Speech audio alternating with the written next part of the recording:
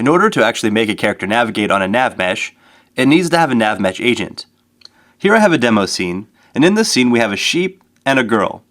The sheep is the navigation character, the thing we're going to add all of the components to, and the girl is the target. The first step in getting the sheep to actually navigate on the NavMesh is to give it a component called a NavMesh agent. I'm going to do that now by selecting the sheep, and I'm going to click Add Component, Navigation, NavMesh Agent.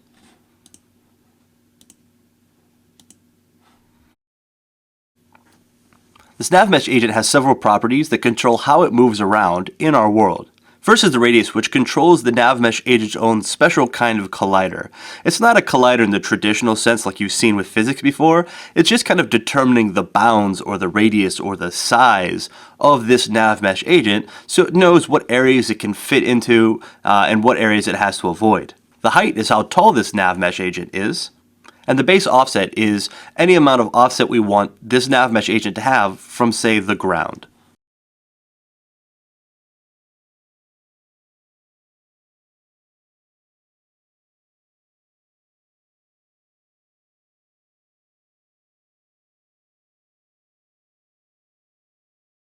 Additionally, we can control the agility or steering of this NavMesh agent. In this section of properties, we have the speed, which is how fast the agent travels, angular speed, which is how fast it can turn, acceleration, which is how fast it gets up to speed from being stopped, stopping distance is how far away from its target can it be before it starts slowing down or stopping.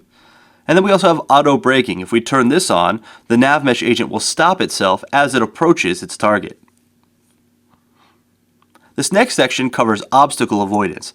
Obstacle avoidance is how NavMesh agents avoid other NavMesh agents and NavMesh obstacles. In order for any navigation system to be robust and complete, all of the characters utilizing it shouldn't pass through each other or run into each other. They should move more or less intelligently together. Obstacle avoidance is how we achieve that. By adjusting the quality of obstacle avoidance, we control whether objects need fine-tuned obstacle avoidance, or if they can be just sort of general, more lazy. Obviously, the higher the quality, the more computation that's involved, and the lower the quality, the more efficient it is. The priority determines which obstacles will be avoided and which ones won't. Any NavMesh agents of a lower priority will just sort of be ignored by this NavMesh agent when we're performing any obstacle avoidance. Finally, in this last section, we control some of the more finer elements of pathfinding. The first property, and I'll have to expand the inspector to see the whole name, is Auto Traverse Off-Mesh Links. What this effectively means is if we're using off-mesh links to combine two NavMeshes, do we want this NavMesh agent to be able to hop from one NavMesh to another automatically? By turning this on, the NavMesh agent can, and if we turn it off, it can't. Also, NavMeshes can be broken into different sections. If we want our NavMesh agent to stop when it hits the end of one of these sections, we can simply turn off Auto Repath. If we want the NavMesh agent to continue moving once it's reached the end of a section, we just leave it checked. We also have the ability to determine different NavMesh areas. We can then choose through this area mask which of these NavMesh areas a NavMesh agent is allowed to walk on.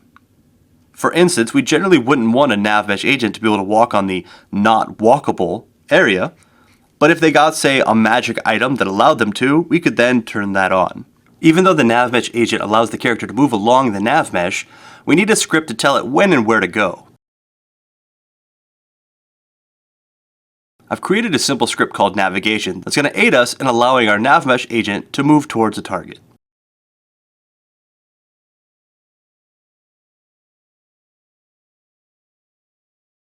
Now before we get into looking at this script, let's go ahead and take a look at what happens when we use it.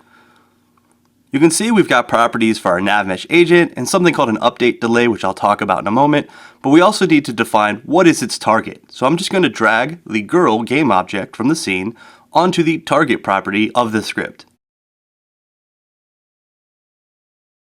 Now if I hit play, we'll see the sheep move towards the girl.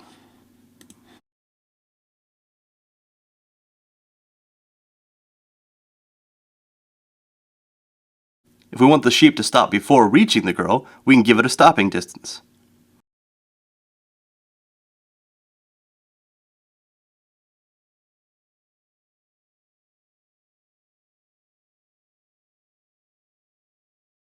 Now that we've seen it work in the scene, let's open up the script and take a look at what's inside.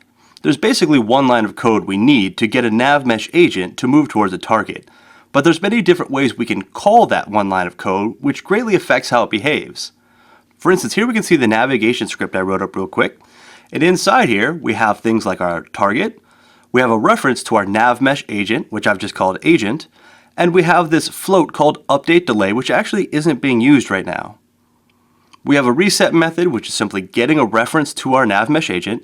We can't use it unless we get a reference to it using the getComponent method. And then in the start method, we're simply calling agent.setDestination, and we're passing in a vector3 position, in this case, the target.position. What that does is that causes our NavMesh agent to move towards that target. Now, if I run the scene again, we're going to notice that while it seems like it's working, it may not be doing exactly what you want.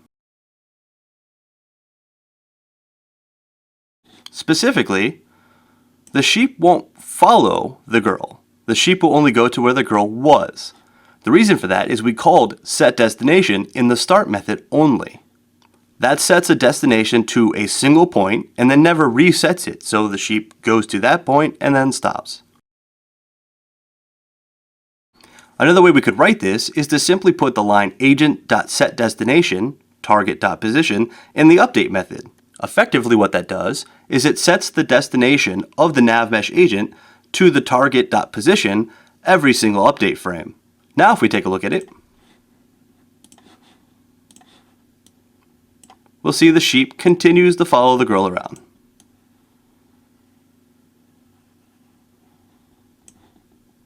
While this certainly works, it's generally not how I write this code, because setting the destination of a NavMesh agent every single update frame is really inefficient. We don't really need to set it every single frame, so I tend to set up some form of timing, which is why I have that float update delay.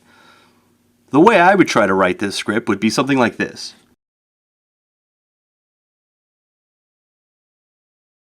Here we have a method followTarget, which sets agent.setDestination, passing in target.position. However, we're not calling followTarget every single update frame.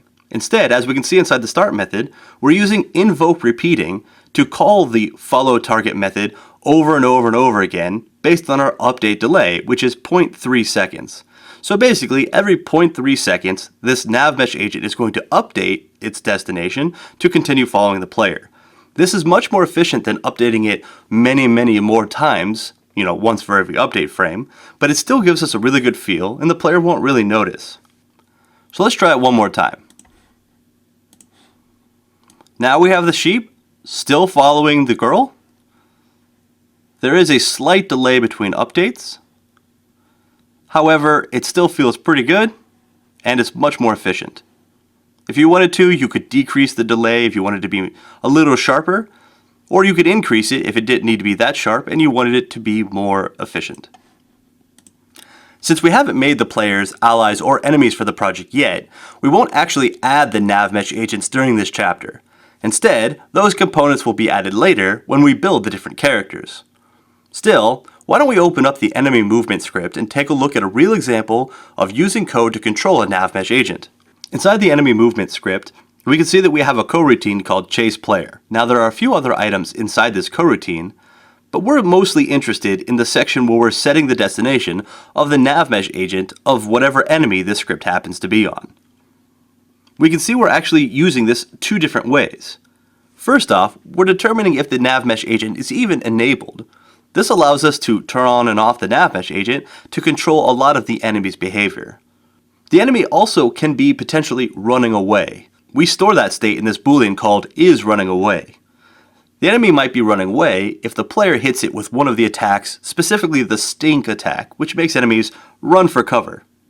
If an enemy is running away, we set the NavMesh agent's destination, using the setDestination method, to the runaway position, whatever that happens to be. You'll explore that later when you look at the different attacks and particle effects. Now, if the enemy isn't running away, and they have a target, then we're going to set the destination to that target. And finally, we're going to notice this yield return update delay, so we know this isn't updating every single update frame, it's updating at an increment so it's more efficient.